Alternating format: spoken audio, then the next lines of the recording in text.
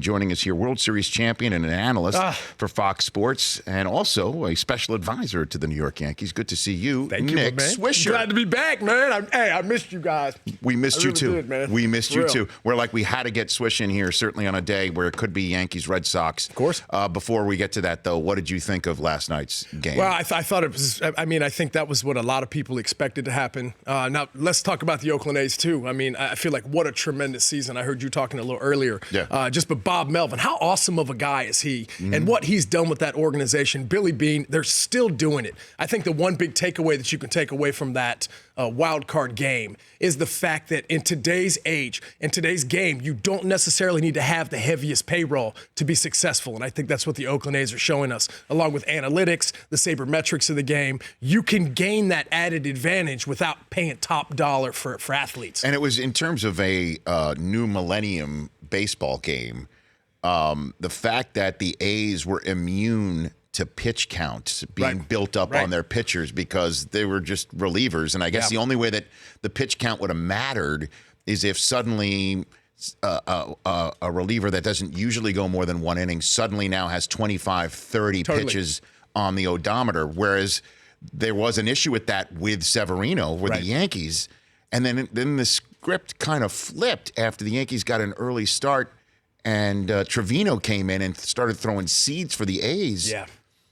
It's kind of strange watching I think in a game general, like that. if you look at how the game went down in general, obviously the Oakland A's used what's called an opener, right? Is where you have a bullpen guy that comes into the game, right? Not a starter. Correct, right? But an opener. But we also saw the success that the Tampa Bay Rays had with this all season long. I mean, this team had more wins, or the same amount of wins as the Cleveland Indians, who won the AL Central. So if we look at the success that they've had and how they went about doing it, they had a lot of injuries to their starting rotation, right? So they started using these relievers to come in the game early, right? Now, it works, and it sounds like it's great on paper, but you have to remember, these guys are human beings as well. And when you go out in the bottom of the first inning in Yankee Stadium in the Bronx, and that place is absolutely rocking, that heart starts beating a little faster and a little faster. And it's like I explained it to my wife last night. It's like a boxer or a football player. When you use that sort of an idea or that sort of a rotation, it all works great until you get punched in the mouth. And then everybody has a plan until you first get hit. And that's what happened with Judge. He hits the 2-run bomb, and then the Oakland A's are playing from behind the entire game. And then, but then it got to, because of the success of the opener to the pen. Correct. It started feeling like the A's were leading that game, even though they were down by 2. And that's why I think that the winner of the night, being Dylan Betances, it was worth it, because he kind of shut down. That was like the closing situation. Well, and that's the strength of New York Yankees anyways. If you look at the back end of that bullpen, you have so many proven closers. You got Chapman, you got Dave Robertson, you've got Betances, you've got Zach Britton, and you've got the guys that can bridge you to that, like your Greens, your Tommy Kalines. So I feel like for them, the strength of their bullpen is, that's where they need to be moving forward. Nick Swisher here on the Rich Eisen Show. Tell me your favorite story about the heart beating like that in a playoff game. I remember, we played, 2006? We actually played in the old Metrodome. We played the Twins. And I'll never forget, that was when I had my long, greasy hair back in the day when I thought I was so cool, right? And the white towels were waving. Yeah, you remember that? It was crazy, but I'll never forget. It wasn't necessarily my heart beating, but I remember the stadium got so loud that literally my hair was shaking. And I'll never forget that. It was one of the loudest places I've ever been. It was that, and obviously Game 6, 2009, the last out of the World Series, was one of the loudest sounds I've ever heard in my life and one of the most amazing sounds I've ever heard. So I think in general, we've got to remember that as good as everything looks on paper, you've got to go out and you still got to do it. We're still human beings. It's hard to keep your heart rate in check. I mean, obviously, I wasn't that guy. I mean, my heart rate jumped up. I was going to go up with it. But these guys nowadays, man, they're so cool. They're so calm. It's like Aaron Judge. It was just like, I was supposed to do that. I was supposed to hit that home run in the first inning. And so I think just in general, the athlete nowadays is so much better. We were moving forward, and I think it's just going to continue that trend. Well, it helps that he does hit the home run. I can only imagine, the pressure that will be building from here on out on guys like in this series, Betts and JD Martinez, and then obviously the Yankees lineup. We can tell the Astros and obviously the Indians. I mean, there's some really talented teams still left in here. Well, who do you think is the best team still left in here? That's the thing. I feel like it's hard, in my opinion, right now to say that the Houston Astros, in my opinion, don't have everything it takes to win. I don't feel like they have any weaknesses at all. I feel like their starting rotation is tremendous. I feel like they finally figured out the back end of their bullpen. They know exactly what they're doing. They're healthy again. Alex Bregman has emerged himself as an MVP candidate. So to be able to have guys like that step up on top of the guys that you already have, like Altuve, Springer, Correa, I think for where they are right now, they look pretty good. Now, that's on paper. You got to go out there. You got to actually play the game. And the thing about it is also in the playoffs, I've always said that it's the team that gets hot. And all you have to do is win 11 games and you're World Series champ. So I think in general, the Yanks looked really, really good last night. It was nice to see that momentum. It was nice to see them playing that way. But I'm really excited about this Red Sox-Yankee lineup. Like you're saying, man, TBS is like, oh, this is the greatest thing ever, man. It's the greatest thing that ever happened. But I think it's a smart analysis that you just made there about the Astros not having any holes, and that being what you say about a team, because baseball playoffs, for whatever reason, the baseball gods with the playoffs, if you have a hole, it will find you. They'll find you. Okay, like last night, Andujar, the third baseman, the rookie third baseman, he has trouble throwing a first sometimes when he feels like he's rushed and doesn't have to. Sanchez has trouble blocking baseballs. Yeah, but he was better last night. He was better last night. It was nice to see that extra effort. It looked like it was a priority. And that's what you have to have, especially in the postseason, because like the old saying goes, defense wins championships. And at the end of the day, you have to stop the other team from scoring. Now, obviously, you've got the defending World Series champs in the Astros, where we all in the media, I'm warning everybody as if you don't already know, Yankees Red Sox is all everyone's going to be talking about. Yeah. I mean, ESPN is filled with Yankees and Red Sox fans, to be honest. They're right there they're right there on the Mason-Dixon line of the Yankee fandom and Red Sox fandom right there in Bristol, Connecticut. Right there. So, National League, Nick Swisher, who do you think is the best team in the National League? Yeah, that's crazy. It's almost like we're not even talking about anybody in the National League. No, especially with all the excitement that we just had from the 2 back-to-back games to actually get our lineup set up for the postseason. It's hard for me, in my opinion, not to say the Dodgers aren't the deepest, most talented team in that league. There's no doubt. I feel like the sexy ticket right now would be the Milwaukee Brewers. I mean, Christian Yelich is absolutely nasty. He's your MVP? Yeah, I feel like he earned that, man. He literally stepped his game up and won that division for his team. I mean, by the way, you get in that wild card game. I've played in those wild card games. Those are nerve-wracking games. And this dude just goes out nonchalantly, casually, 3 for 4. No big deal. He's on base like 9 out of 10 times.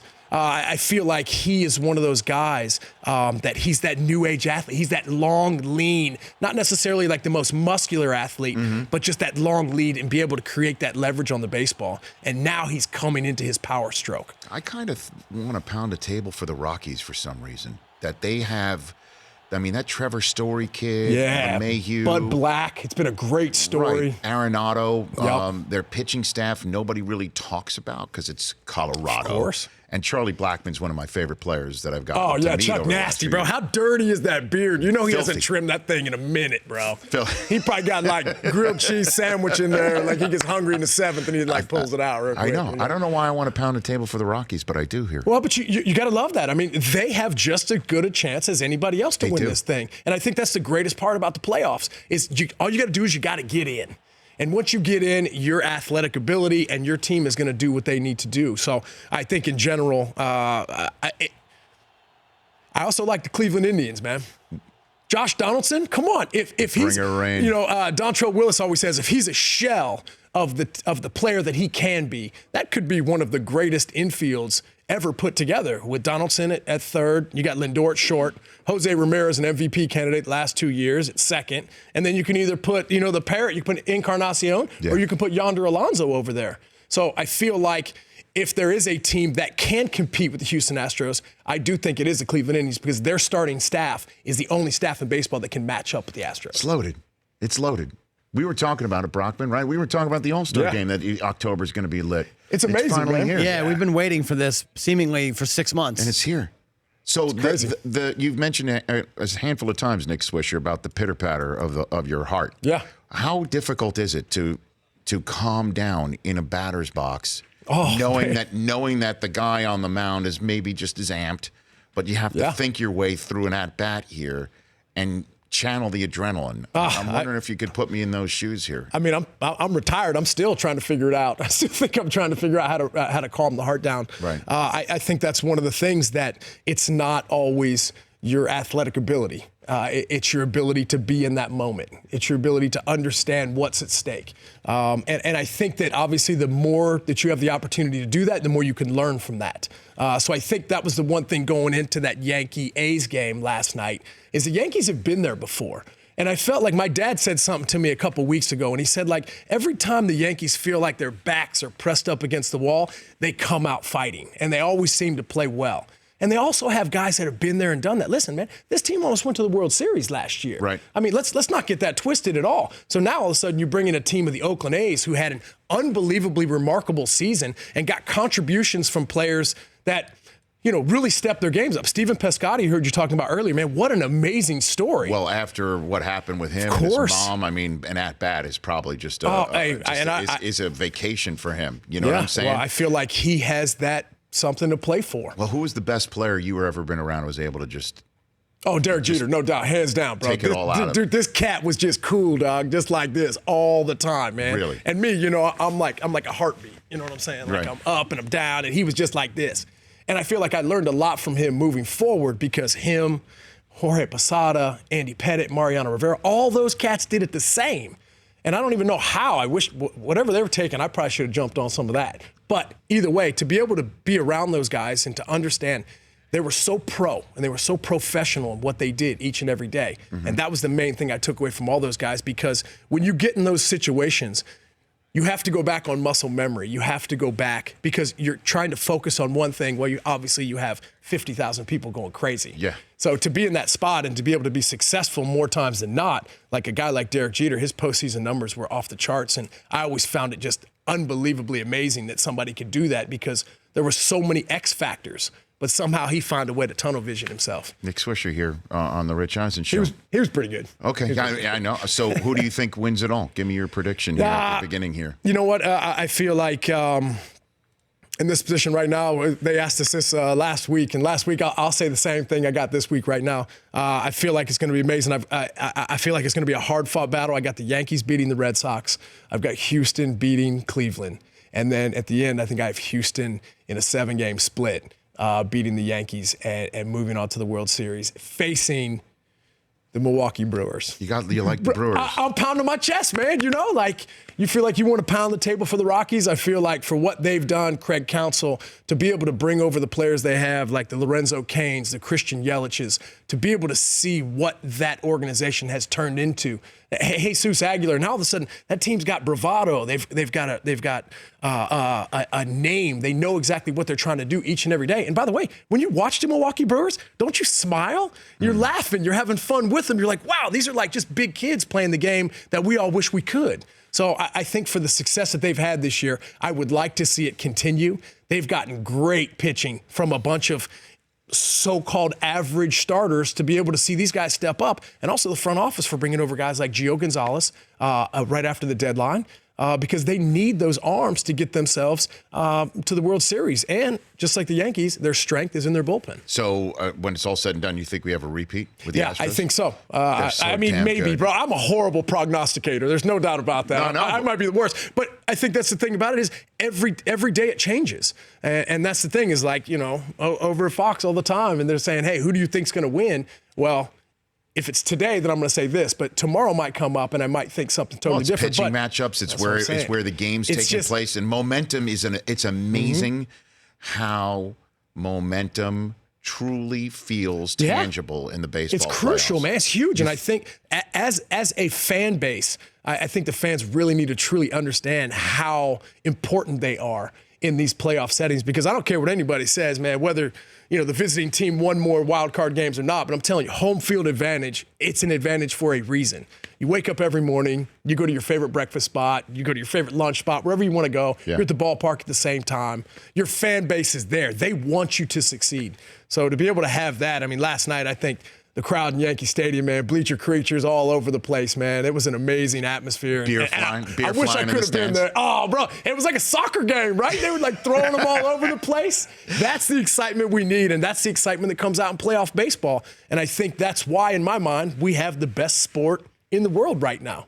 As awesome as I think football is, baseball is at the forefront right now. And I think that's the coolest part, because this is where we can gain fans. This is where we can gain the non-baseball fan into coming and joining our, I guess, our world. I mean, it just shows you the commitment Yankee fans had last night, throwing those beers. I mean, what are those, like $12, $15? Yeah. Those are expensive liquid beers. In there, man. It's significant expenditure to just throw it in the air. And the video I saw, this guy in the outfield threw a full beer on a guy wearing a FA shirt. That's crazy now. Yeah, that's a little much. That's a waste. That's a little much, I think, bro. That's not right. Stop that. It's not right. Yeah, no, that's not right. Now, what is your stance? Chris Brockman has said earlier, your stance on fans who show up to the game wearing a jersey of a team that's not playing in the game. No. I don't agree with that at all. I mean, you talking about the Marlins guy?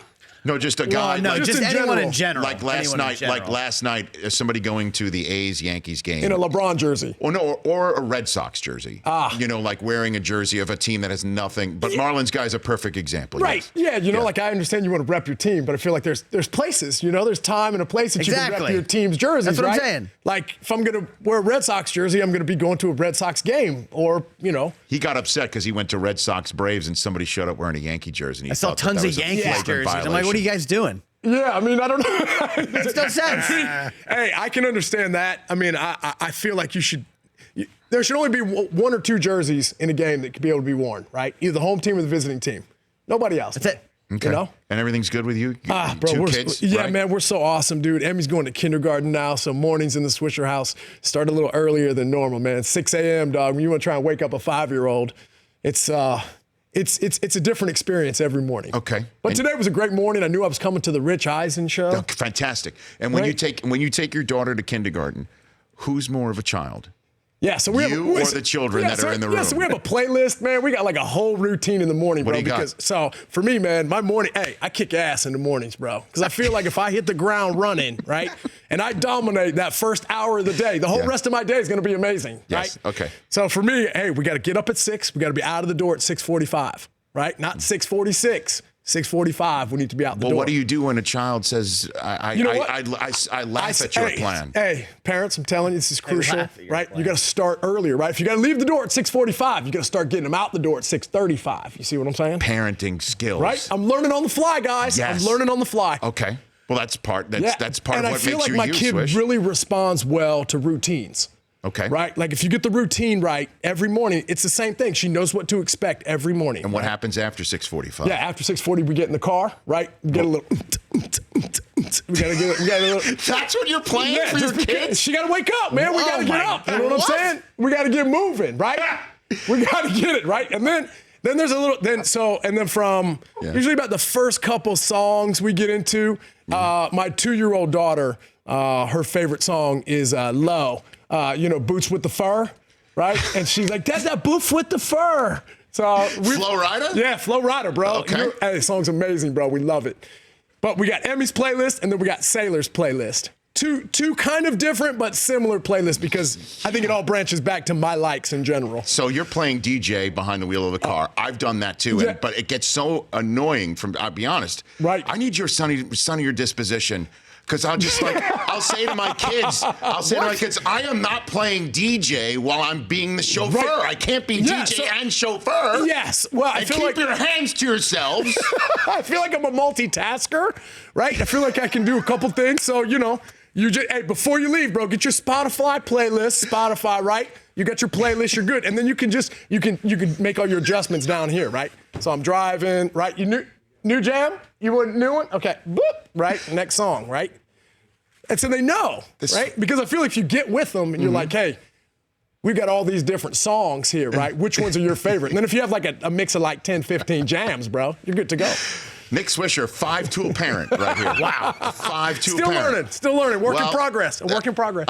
You know, what we're going to do is take a break for a television audience. For the radio audience, I say thank you for being on the show, sir. It's an honor. The TV audience, I'm going to have you read a passage from Dr. Seuss's Green Eggs and Ham. I'm ready, I want to hear your reading. You want to hear your it? nighttime before bed parenting skills here. That might be a different sound, right? Because there's no Flo Rida. You got to calm them down. Calm it down, right? Swish, you got to get that playoff moment where you're pitter-patter, but you got to just calm it down. That's it, man. Right now, I feel like I got a little lather going right now, you know? I feel like I got it right now.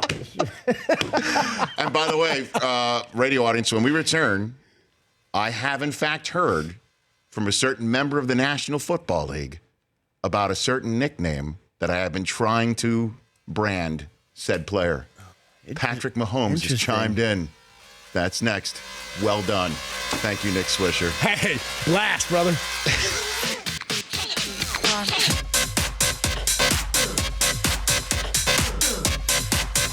The Rich Eisen Show, weekdays at noon Eastern on Audience.